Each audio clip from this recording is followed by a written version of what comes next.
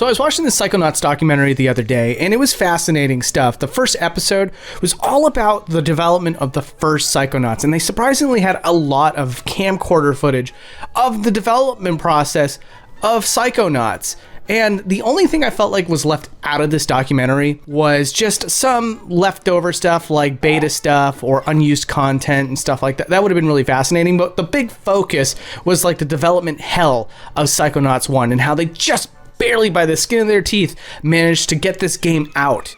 And the only thing I thought to myself after I finished this was, why the hell doesn't Nintendo do this for their own games, especially like their old legacy games? Like, where are they with this? If you look at Disney's documentary history, you will learn everything you need to know, as well as get testimonies from people that worked on the earliest cartoons in Disney's history. This stuff is vital for an artist. It's vital for just culture in general, because the impact of the media that Disney produced so many years ago was still having a ripple effect all the way into the lives of young children even today. And as far as entertainment media goes, the only other corporation I can think of that hits the same level of impact that Disney did all these years is, in my opinion, Nintendo. And we live in a day and age where all of the games that were made all the way back to 1986, for the most part, have all the original developers living their lives, a lot of which are still at Nintendo to this day. But here's the thing, we are running out of time. Those people that worked on the original Legend of Zelda,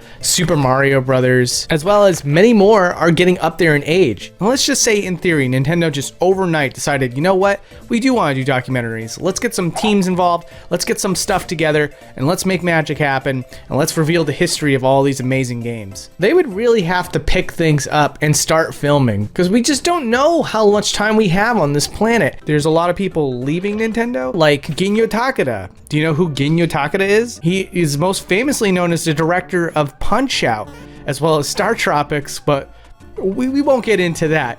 But on top of that, he's also been the director of the very first arcade game for Nintendo, as well as just involved with so much of the hardware that goes on at Nintendo. So it's just insane that this guy is 75 years old currently at the time of this video, and no one has just sat down with him and did a documentary style with this man. He has so much of Nintendo ingrained in his DNA. I do have one ask for all the Academy members. Please continue enjoying the hard fun and the work you do to satisfy the worldwide video game lovers and to keep them smiling.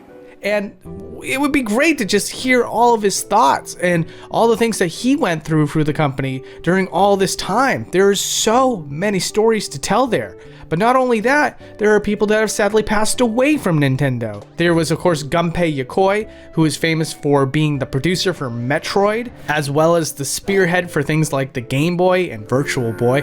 But sadly, we can't hear his story anymore. He got exiled from Nintendo, stuff like that, and then he had a car accident and sadly passed away. And then there's also Satoru Iwata. He famously got Earthbound out of the ground, also worked on a lot of Kirby games, also was involved in the development of Super Smash Brothers and many other games. And thankfully, he's a little more loose-lipped with his involvement with these games and has talked about them in various interviews and stuff like that. But again, a documentary would have been a lot better. And speaking of Satoru Iwata, I want to believe that he was the one person at that company who really did believe in preserving information for the public to see. There was this period of time where Satoru Iwata was doing Iwata Asks, and for the most part, they were developer interviews for games that were currently being in development or just released. But every once in a while, he'd sneak in a little question here and there that would call back to the past. And even went as far as showing design documents for a game that wasn't even related to the game with the design documents. It was an interview for Spirit Tracks, and for whatever reason, they had the foresight to bring in all the design documents from the original Legend of Zelda and showed off things that we had never seen before as the public. I want to believe that this was sort of like the secret Trojan horse that Satoru Iwata was planning all along. I feel like if he was able to have lived longer, his goal with the Iwata Asks was to sort of make a proof of concept that people are interested in this sort of thing and to be able to put money into documentaries. And I know some people are probably thinking that Satoru Iwata was like the president, so naturally he could make any changes that he wanted to, which that's not entirely true. A lot of people that work in business know that it typically goes down to decisions made amongst a board of people. That way there's no catastrophic failure. It kind of falls on the shoulders of several people, as many as 8 people or less, and they can talk amongst each other about what are the best decisions for a giant scale company.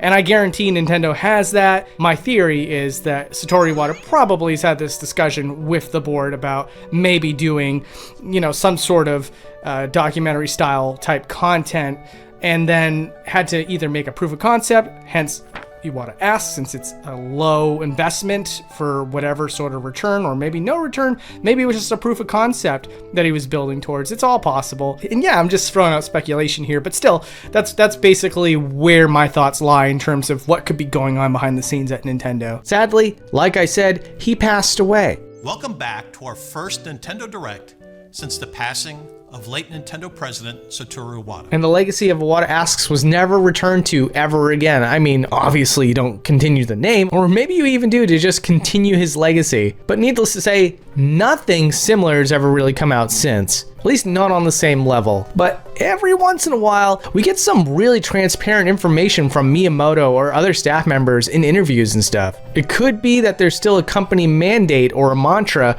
that the whole entire staff holds true to this day. And like I said, there is definitely a board or a committee that makes big decisions all together. So I could see it being a really hard sell to a bunch of old executives. I could imagine at least one of them asking, why would we want to do this? What's the return on investment here? What benefit does it serve us to give away all of our trade secrets? And although those questions might be easy to answer, it's really easy within companies, just trust me on this one, for there to be one naysayer that just makes every single decision difficult because they have this subconscious thought in their head of, if we hadn't done it before, there must be a reason. There could also just be a confidence issue. There's obviously a complete lack of experience of a full-on documentary being shot at Nintendo. Yeah, there's people working on video content like the Nintendo Directs, as well as the Kit and Krista show that went on for a while, but something on the same level as a genuine documentary is something that Nintendo doesn't have any experience with. And then at that point, it's like, who do you bring in to do something like that? Do you bring in a celebrated director?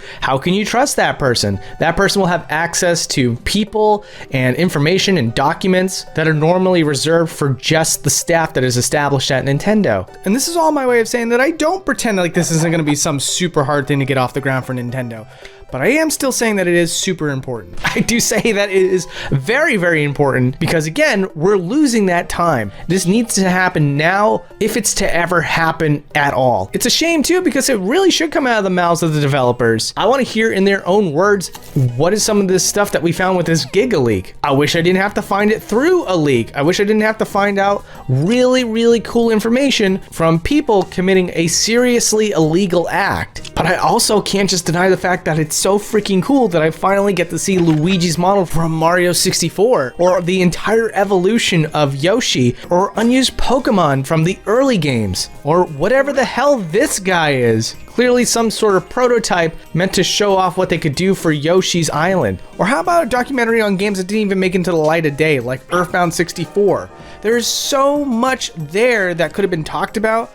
There's Shigesato Irui that could be talked to. There's just so many things that I need to know about Earthbound 64. It's so different from what the end product was and what we saw in those old Nintendo Power magazines. I need to know. Or how about a game that is still supposed to come out, like Metroid Prime 4?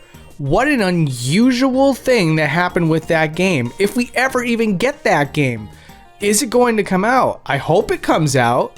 And when it does come out, how about we talk about that build of the game that got scrapped completely and then brought in a whole new team just to make the game? I mean, there's got to be a huge story there. You could at least take something that was years of development and turn it into a positive. We can at least hear from those developers what happened. I mean, I think we all would love to know what happened. I really did make this video because I hope that somebody at Nintendo can look at this and just start getting the ball rolling. There needs to be a conversation had internally where they say to themselves, I don't know how it's going to get done, but we need to get this done. And we need people put into certain roles to get it done. Because it needs to be reminded how important Mario is, how important The Legend of Zelda is, how that all got started, what that development looked like, what sort of things were not included in those games, what sort of drama happened, how close were we to losing something like Super Metroid? Was it even close at all? What was it like to work with Gunpei Yokoi? It just needs to stop being something that we may or may not get 30 or 40 years down the line in one obscure interview that was from a Japanese magazine. It needs to be something that is official, that is packaged and sold to people and done with love and care so that people can cite that, learn from that, and 200 years down the line have that as something that we can always know was the true origin of some of the most important franchises in entertainment. But until then, we have amazing fans doing amazing documentary style videos over here on YouTube, like Norm, the gaming historian. He has done a Super Mario Bros. 3 video, and I looked at the cited sources of that video, and I was just absolutely taken aback at just how many obscure sources this guy had to go through just to get some of these testimonies that really fill this out into a really legitimate, really well documented piece of work. And I would say that that is the best we got for now. And again, it shouldn't have to be that way. It really should be that Nintendo just has people internally that can just put a camera up to Shigeru Miyamoto's face and just start asking him questions and just getting answers, much like the Iwata Asks. Like the Iwata Asks is just a text-based form of what I'm talking about here, and we could just have a upped production. Let's get there. Let's get there one day. Until then, like I said, go check out the Gaming Historian for basically all Nintendo documentary style stuff. He is the top shelf right now as far as getting any great information on these older games. So I'll have a link to him down below. Also, thank you to Bloops for editing this video. And with that, you have yourself a great day. All right, take care.